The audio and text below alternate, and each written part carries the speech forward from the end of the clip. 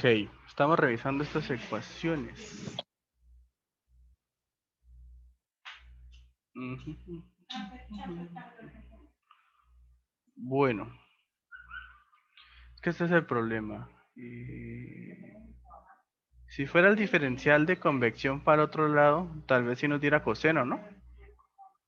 Porque es en este negativo en donde si esto fuera negativo, lo pasamos al otro lado, daría positivo y bueno, ahí sí daría coseno. Bueno, planteémoslo así. Planteémoslo con el diferencial para otro lado. De pronto sí tiene mayor sentido, como lo había planteado en un principio. Igual de aquí no perdemos nada del trabajo. Entonces, simplemente de acá tendríamos es calor phi más diferencial del calor del sol más diferencial del calor de convección igual a calor phi más el diferencial phi. ¿Sí? A los que están acabando de llegar, vamos a poner el diferencial de convección para el otro lado para ver si la solución nos resulta en un coseno, porque en un coseno tendría más sentido. Listo, este sería el balance de energía. Entonces, nuevamente, calor phi más, esto sería calor sub 0 doble prima por el diferencial de área superficial. De una vez ya sabemos que es L por d phi más H sería entonces temperatura infinito menos la temperatura phi. Sí, temperatura infinito. Sí, señor Nicolás. O sea que cuando uno tiene la solución general de la ecuación diferencial, y no tiene una función hiperbólica, ¿significa que va por mal camino? No, no, aquí es una ecuación hiperbólica también.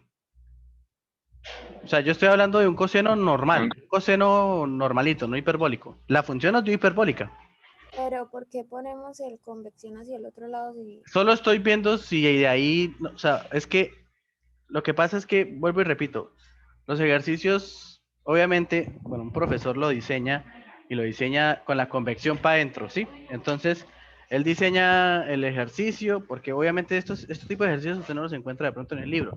Hoy también en el libro, ellos diseñan los ejercicios y ellos, no, voy a suponer condiciones para que la convección vaya entrando y no saliendo del volumen de control y lo resuelven y obviamente a la primera resolución llega y le sale porque digamos está en las condiciones en las que es físicamente posible. ¿Me hago entender? Ahora, nosotros acabamos de resolver este sistema y pues en este sistema nosotros llegamos a una ecuación normal de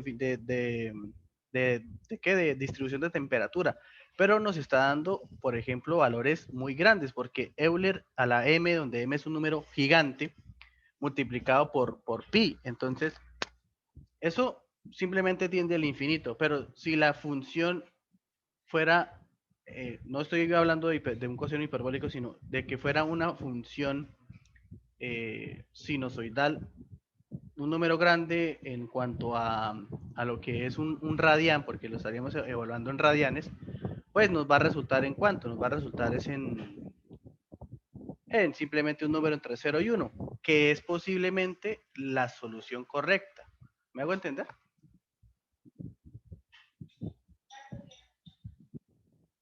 O sea, solamente queremos probar. Si no, simplemente pues ya es de acá y de acá me imagino que saldrán las cosas despejadas y listo. Pero solamente para probar, para ver qué pasa. Pero viene con una duda, ¿por qué estamos trabajando con dθ y no con dx? ¿Por qué con phi? Sí, o sea, ¿por qué con un ángulo y no con x Una como componente normalmente de trabaja X, uno? porque esto es X. Pues normalmente esto es X y usted ve que... Bueno, radial, o sea, radialmente. Uno normalmente trabaja radialmente, porque yo, pues todos los que Bueno, yo vi bueno, son listo. radiales. Claro, claro. Sí, claro, mire. Un tubo de acero inoxidable de 1 centímetro de diámetro, está en el diámetro, y 1 milímetro de espesor. Eso quiere decir que eso es una hoja. O sea, el diámetro interno es exactamente el diámetro externo. 99, 9 punto, ¿qué? 99 milímetros y 100 milímetros.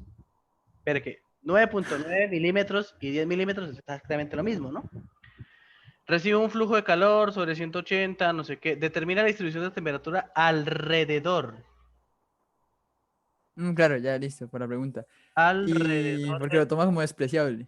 Ok, y porque la distribución en temperatura radial no existe. ¿Sí? O sí, sea, es despreciable. usted tiene literalmente esto.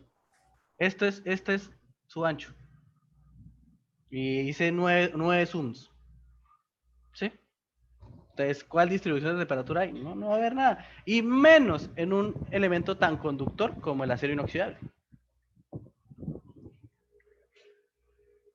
Entonces, calor sub phi, nuevamente, calor sub phi, más la derivada respecto de phi, por menos la conductividad, aire sub c, de ten de phi, por de phi. Entonces, esto se va con esto. Entonces, calor sub 0, doble prima, por L, por de phi, más H por T sub 0 menos T sub phi.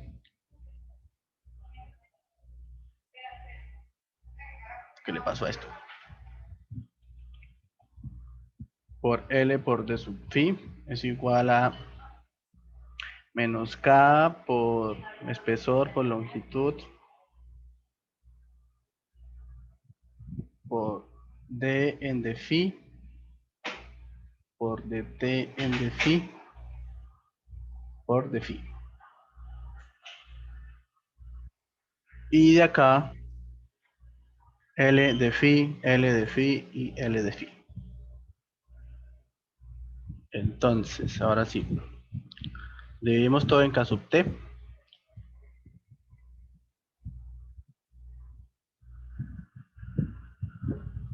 ver, espera.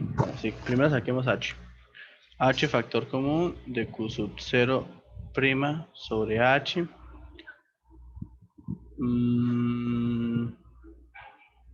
Más T sub phi menos de infinito menos T sub phi igual a menos KT por de una vez de 2T de phi cuadrado. Entonces, de 2T de phi cuadrado es igual a menos H sobre menos H ¿qué? Sobre K por T por Q sub 0 doble prima H más T infinito menos T phi y vamos a llegar a lo mismo. ¿Sí? Vamos a llegar a lo mismo y de paso se contesta la pregunta ¿para qué lado va la convección? No importa. Para cualquiera de los lados va a dar la misma solución. Y obviamente era lo que se esperaba, pero igual para comprobar. Porque aquí hacemos U igual a Q sub 0 doble prima sobre H más temperatura infinito menos temperatura sub phi. Y aquí tengan cuidado. Porque la derivada de U respecto de phi es menos la derivada de la temperatura respecto de phi. Aquí hay menos. Entonces me queda D2T de phi cuadrado.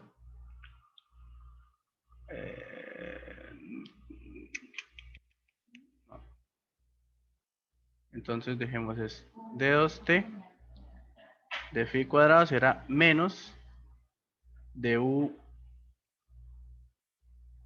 menos du de phi cuadrado. Así.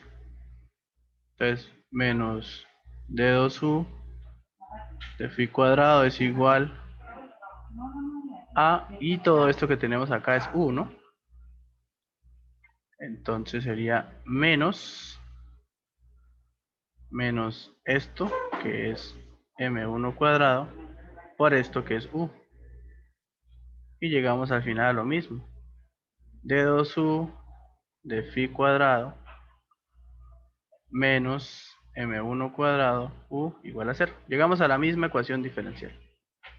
Miren, a la misma. Este no era más. Recuerden que este lo había cambiado yo mismo para decir. Llegamos a la misma ecuación. Miren, acá y acá. ¿Lo ven o no lo ven? Son la misma. Con la convección para adentro, con la convección para afuera. Pues nada, simplemente lo que les digo. Supongo yo que los valores numéricos pues sí son muy altos, de pronto este H solamente es 100 y si solamente fuera 100 este número más bajito y se resuelve mejor. Como les digo, debe ser una cuestión numérica, o sea, de las propiedades. No sé si ustedes han tenido la opción de alguna vez de crear exámenes o crear ejercicios. O usted puede crear un ejercicio, darle valores y que sea físicamente imposible, ¿no? Entonces, tal vez, yo considero que eso es lo que puede estar pasando, porque las ecuaciones funcionan normal, pero si ustedes se dan cuenta, 27.1 a 27, pues no es nada, sí, o sea, y este 27.1 resultó de esta relación del calor y H, entonces supongamos que el calor no fuera 100, sino que fuera 1000, por ejemplo, entonces daría 1, entonces aquí no estaríamos hablando de 27.1, sino de 28, o al contrario, que H fuera, digamos, 10 o 200, este número también bajaría. ¿Sí me hago entender?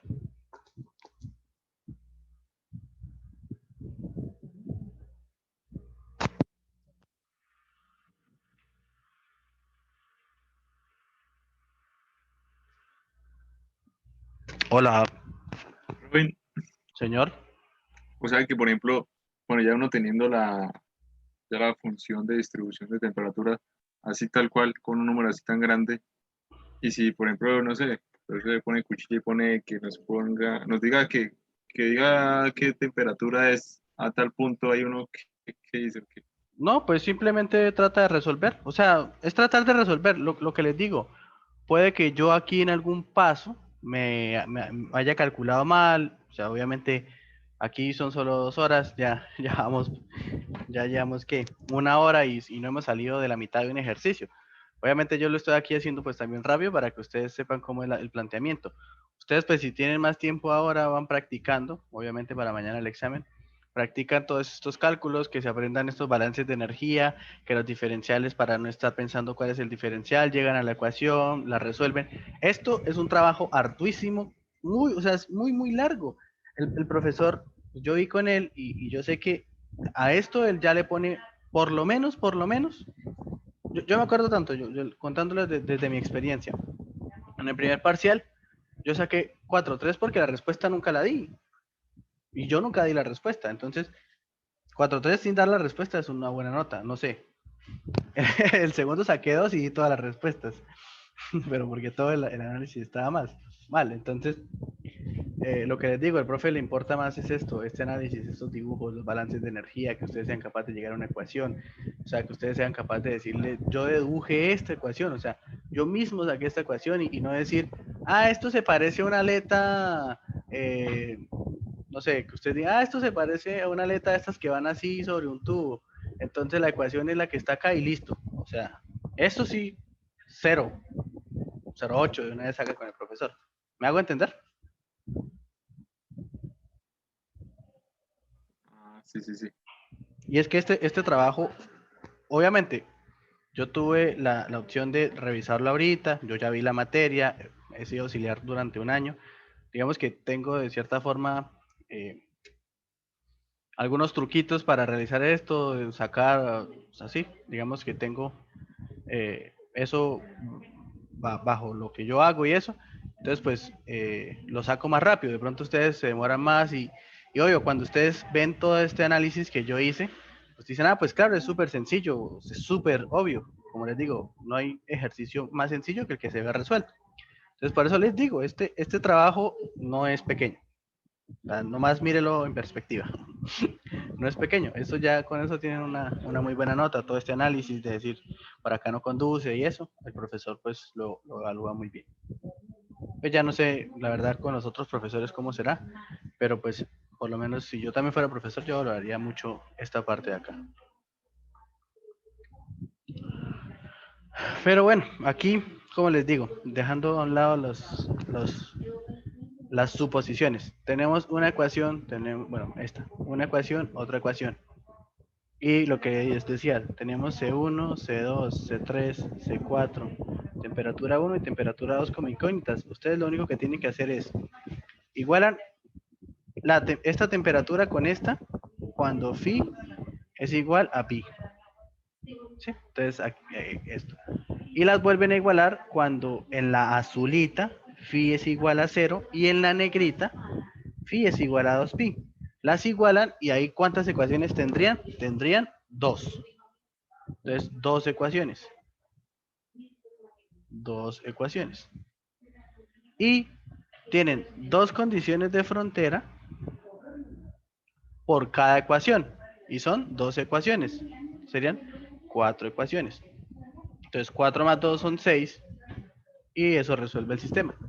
Como les digo, ustedes resuélvanlo si quieren y déjenlos en términos de estas variables. M1, no sé qué, no sé qué. Y ya, déjalas así en esos términos.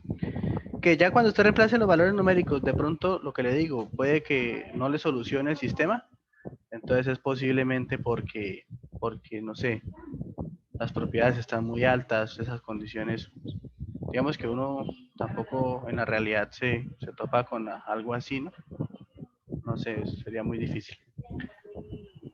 Robin, una duda. Yo estaba viendo las áreas y... ¿Usted cómo tomó las áreas? Pilla, aquí las muestro. El área superficial es la azul, es un Bueno, entonces, diferencial.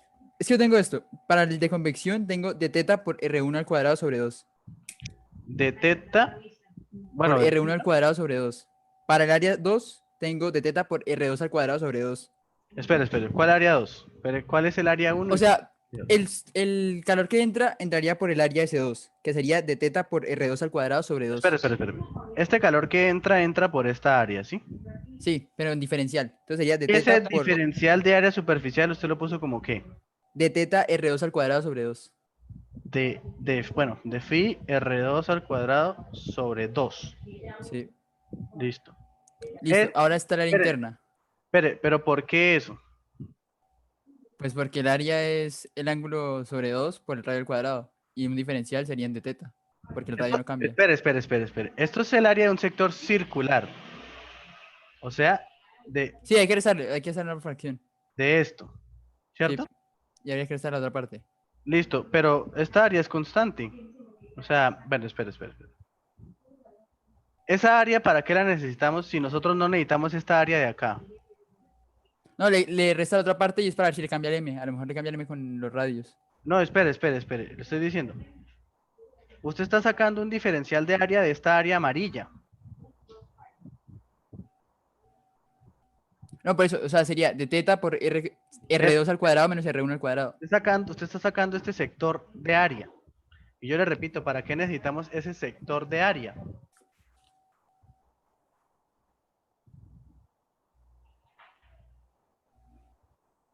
Esto es un sector circular. Esto no es el área. O sea, R2 al cuadrado menos R1 al cuadrado. Espere. Para que quede solo el fragmento pequeño. Mire, el área superficial es esta azul. No hay otra. O sea, saque el área superficial que es la azul. Está de acuerdo Sí, ya, es de teta por R, sí, ya. por De teta R. R2. No, Por R2. de teta de phi por L. Sí, estoy sacando otra cosa ya. Estoy sacando la del área conductora. Que es R, sí, ya. Qué pena ahí el error.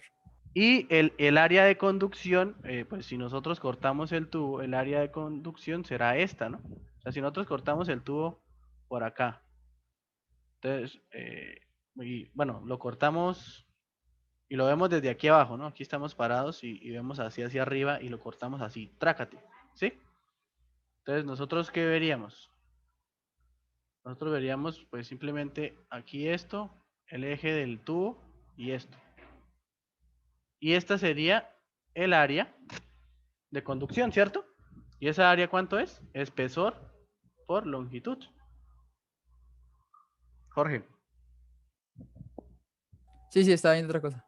Entonces, Ya me cambié el M. no teníamos en ningún lado otra área. O sea, lo que le digo, usted estaba sacando diferenciales sobre esta área de acá. Y por ahí no está pasando nada. Ahí no tenemos nada. Como le digo, o sea, se lo juro que debe ser algo con las propiedades. Igualmente, resuélvanlo y tal vez lo resolvemos con IES. O sea, antes déjenme, les explico la otra parte y lo dejamos planteado y yo pues terminando la tutoría lo revisamos en IES y de pronto IES lo resuelve, lo dejamos en términos de las constantes, M1 y eso, después reemplazamos en IES y si el IES no lo resuelve, pues listo, estamos re bien. Ahora, determinar la nueva distribución de temperatura si se genera calor. Yo le dije en la tutoría anterior a Edgar, no sé si está Edgar por acá. Edgar, no está Edgar. Que la generación de temperatura, la generación de calor, se daba, o sea, si vemos el cilindro así, yo le dije que se generaba acá, sobre toda esta circunferencia así, y que de pronto había que hacerlo bidimensional porque sí, porque estaba generando así, pero obviamente no es así. Si lo revisamos bien, el calor se debe estar generando sobre algún punto de acá y se debe estar generando de esta forma. Yo pienso que lo más sensato y teniendo en cuenta cuando alguien me preguntó si la temperatura 1 era igual a la temperatura 2, yo siento que el calor se genera desde acá y hace esto. ¿Ustedes qué piensan? Yo siento que esto tiende a ser de alguna forma simétrico, porque le caen la misma cantidad de rayos, ¿no? De aquí como de aquí. El calor pues simplemente es así. O sea, yo siento que esto así es simétrico y yo pensaría que el calor generado, volumétrico, estaría desde acá. Y es que tiene todas las condiciones para ser simétrico. Y entonces, bueno, siendo o no simétrico, pues entonces después se podría demostrar. Cuando tengamos el nuevo diferencial de porción de tubo, pues simplemente lo que nosotros debemos hacer es incluir un calor generado. Entonces, tendríamos esto así. Entonces, diferencial de calor, bueno,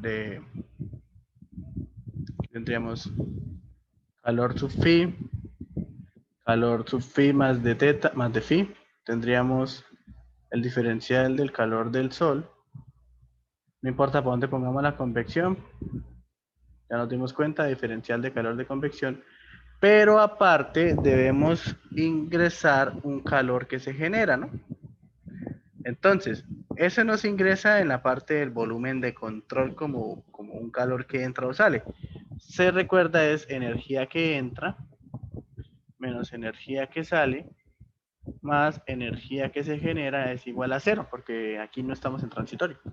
Entonces, calor sub phi más alfa calor de alfa, ¿cuál alfa? Más diferencial del calor del sol menos diferencial de calor de convección más calor sub phi menos, ¿no? Menos.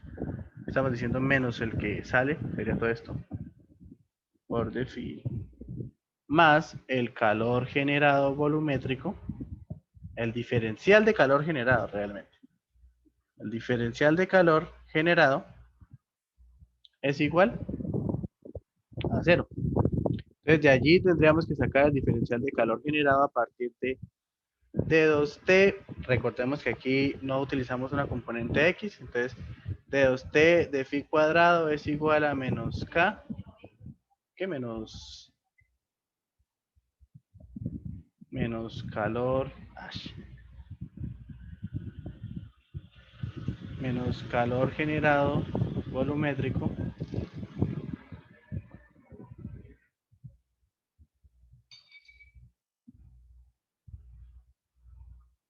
sobre K. Y de acá, bueno, esto sería calor generado. ¿Y esto qué pasó? Más el calor que se genera.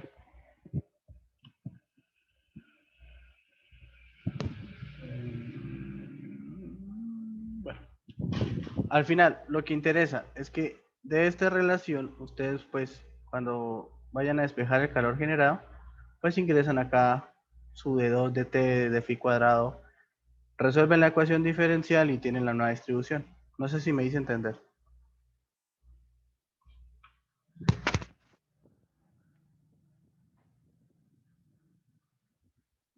No sé si tienen dudas, O pregunten. sea, ¿el calor generado iría entrando o saliendo? Es que vuelvo y repito, yo dije que el calor no es entrando ni saliendo. La duda no debe existir porque el balance de energía es claro. Es este y ya.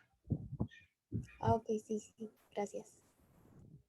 Claro que ustedes dicen, pero ¿cómo así que negativo? Pues sí, porque es que así es como es la definición de calor generado. ¿Sí? O sea, digamos, calor generado volumétrico es igual a K por D2T de X cuadrado. Entonces, en el momento en que necesitamos ingresar el calor generado en un balance de energía, pues tendrá que ingresar de esta forma, ¿no? Bueno, en este caso será de phi cuadrado. Y pues es la forma que necesitamos porque nosotros de esta ecuación diferencial que tenemos que tener temperatura en función de phi. Y si tenemos la derivada de la temperatura y además sabemos que aquí siempre sale de 2t y resolvemos una ecuación diferencial, pues simplemente aquí lo que estamos viendo es que vamos a tener una ecuación un tanto diferente en cuanto a constantes, números y eso. O sea, numéricamente la temperatura va a ser diferente porque aparte también ustedes saben que cuando hay un calor generado, pues desde el punto en donde se genera un máximo y se tiene una parábola, pero sin generación nosotros estamos viendo que es una exponencial. Entonces ahora suponga ustedes que tienen una exponencial y se superpone con una parábola, pues eso daría otra distribución diferente. ¿Sí me hago entender o no? ¿O los estoy confundiendo más? Es que no dicen nada y parece que los confundiera.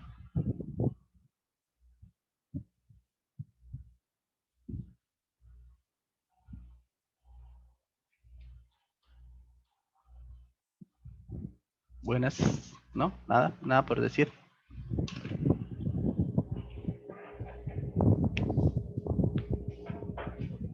¿Pasamos a otro ejercicio o tratamos de resolver la primera parte con IES? Pues, Robin, no sé si podemos hacer uno de factor de forma, pero Ah, uno pues no bueno, tan fácil. bueno, la verdad es que yo no vi flujo, yo no vi bidimensional, pero pues revisemos los estos y ahí miramos qué se hace. Yo, o sea, le soy sincero, yo no vi, eso me imagino que lo ven en el Incropera. Revisémoslo desde el libro, revisamos las ecuaciones y si tienen una duda sobre la ecuación, la planteamos y yo les ayudo a resolver basado, o sea, desde acá. Es este, ¿no? Es este capítulo, ¿sí? Sí, eso. Listo. Factor de forma es solamente estas tablitas, ¿sí?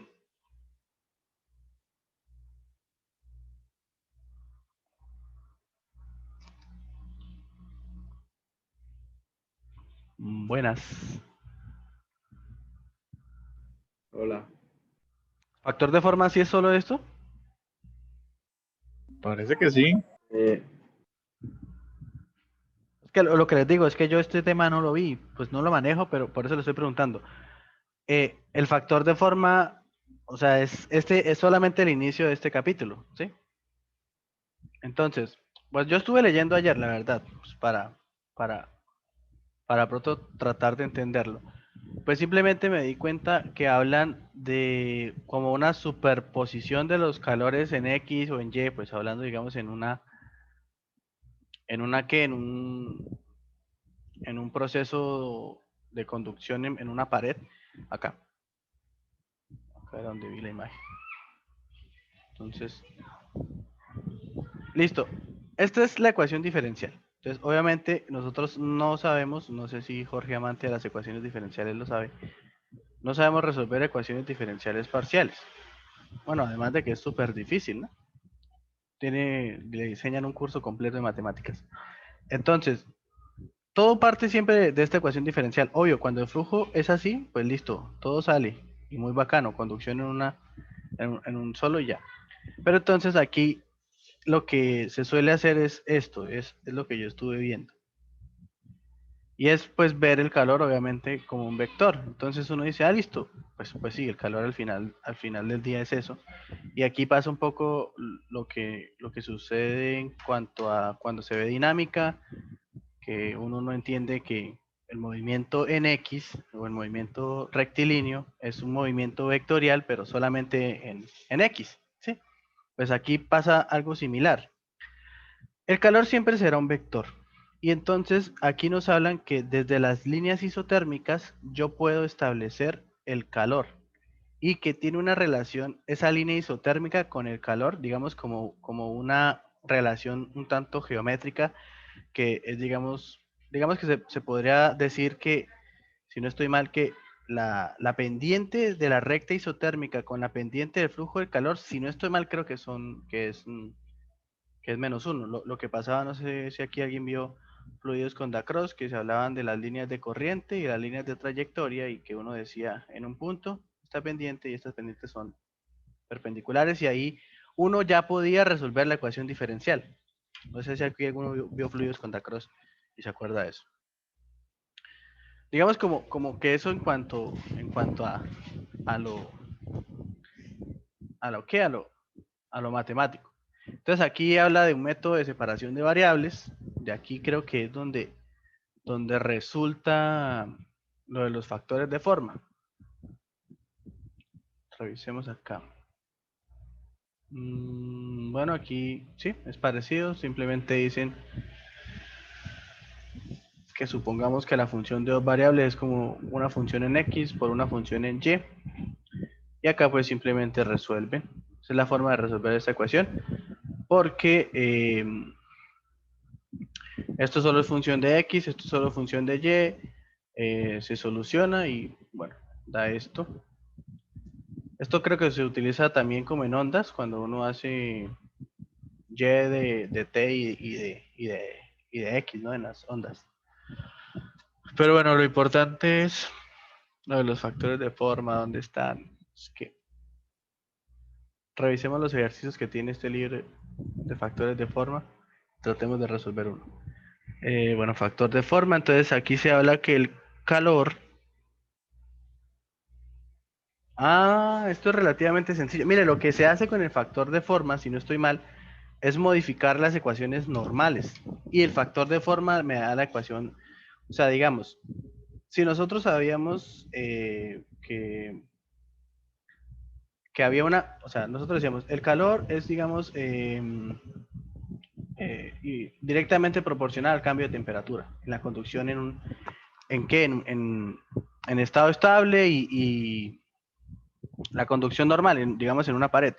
Calor es directamente proporcional al delta T. ¿Por qué? Porque uno decía, calor es igual a delta T sobre R, donde 1 sobre R es una constante de proporcionalidad. Entonces, calor es directamente proporcional a delta T, o decir, calor es igual a una constante por delta T. Esto no es conductividad, es una constante, ¿sí? Entonces, mire, el factor de forma lo único que hace es introducir una corrección a la conducción de calor en una sola dimensión para decir, miren, la transferencia de calor total es la transferencia de calor en una dimensión por un factor de forma.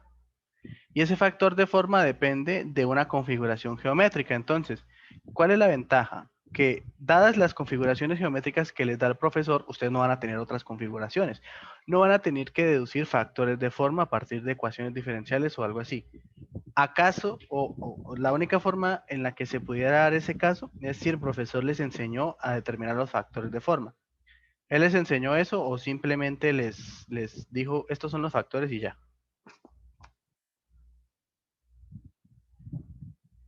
Buenas. No, Y él solo dio solo, las tablas.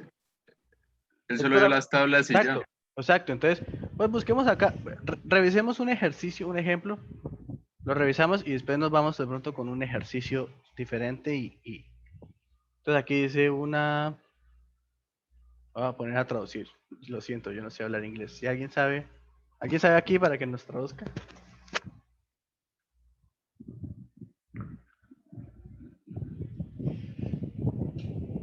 No, bueno, voy a pasarlo a Google Translator.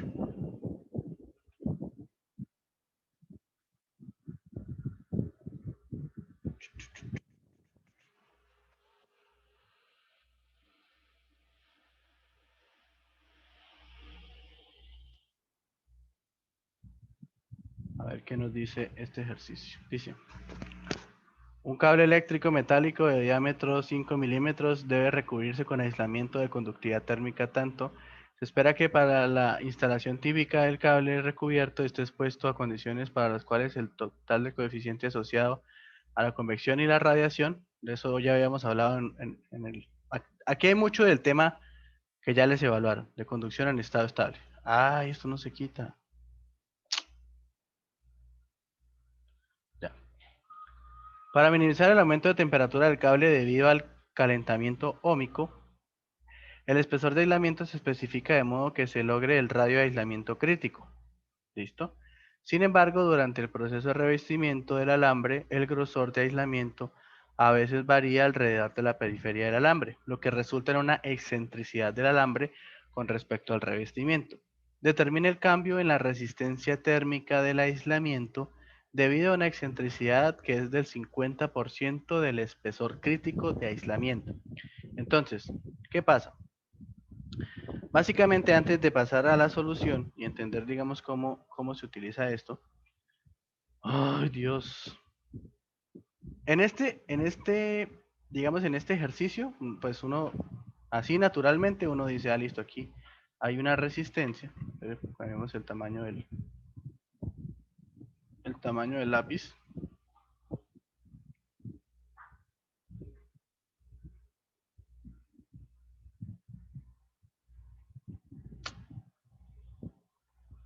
Ay, Dios. Entonces diríamos, aquí hay una resistencia eléctrica, una resistencia térmica, aquí otra resistencia térmica, aquí otra resistencia térmica y listo. Sacamos, digamos, el espesor, el calor y listo. Entonces, acá lo que nos están pidiendo es que determinemos el cambio en la resistencia térmica, exactamente a lo que nos estamos afrontando. O sea, ¿cuánto es el cambio de la resistencia térmica si en vez de envolver bien el cable, viene usted y lo envuelve de esta forma? Parece una leva. Entonces, si usted viene y lo enrolla de esa forma, ¿cómo cambiaría entonces el espesor de aislamiento? Entonces, aquí hablan de, listo. Entonces, conducción en 2 dimensiones. Entonces, pues bueno, esto de acá es algo que no es nada de conducción en 2 dimensiones. Es simplemente hallar el radio crítico de aislamiento, que ya lo conocíamos, que es K sobre H, entonces 23. Aquí una aclaración. Si nosotros tenemos aquí un cable y le ponemos un aislante, el radio de aislamiento es desde acá, ¿no? O sea, no es el espesor como tal, sino es desde el inicio. Se vendría siendo el radio de aislamiento. Entonces, si se dan cuenta, aquí hay muchas cosas en las que hablamos es de procesos anteriores que no tienen que ver incluso con la parte de conducción en 2 dimensiones. Luego hablan del espesor, ¿sí? Del espesor crítico, lo que les digo, porque el radio es desde el centro, entonces pues obviamente será el radio crítico dividido en el diámetro medio. Veamos otra vez. Esto es lo que usted va a aislar y esto vale el diámetro. Lo va a aislar con un radio crítico de aislamiento, entonces el radio crítico será hasta acá. Entonces el espesor será el radio crítico de aislamiento menos el diámetro medio. Listo, hasta ahí todo bien. La resistencia térmica, pues la calculan, ¿sí? Entonces, calculan la resistencia por conducción, si no estoy mal, solamente en el aislante. Revisemos dónde la calculan. La calculan solamente en el aislante, asociada con la concéntrico, evaluada ecuación tal. Logaritmo natural del radio crítico. A ver. Ah, muchachos, sí. ¿Por qué la evalúan ahí? O sea, revisemos todo. Aquí hasta los ejemplos son interesantes.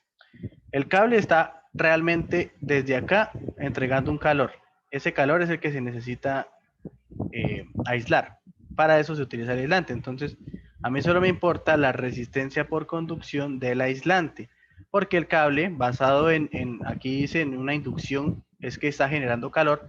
Obviamente, aquí no se asusten, no estamos diciendo es que tengamos que utilizar las ecuaciones de generación de calor. Simplemente ya nos dicen, hay un calor que se genera desde esta parte, ahora aíslela. ¿Y cuánto necesita para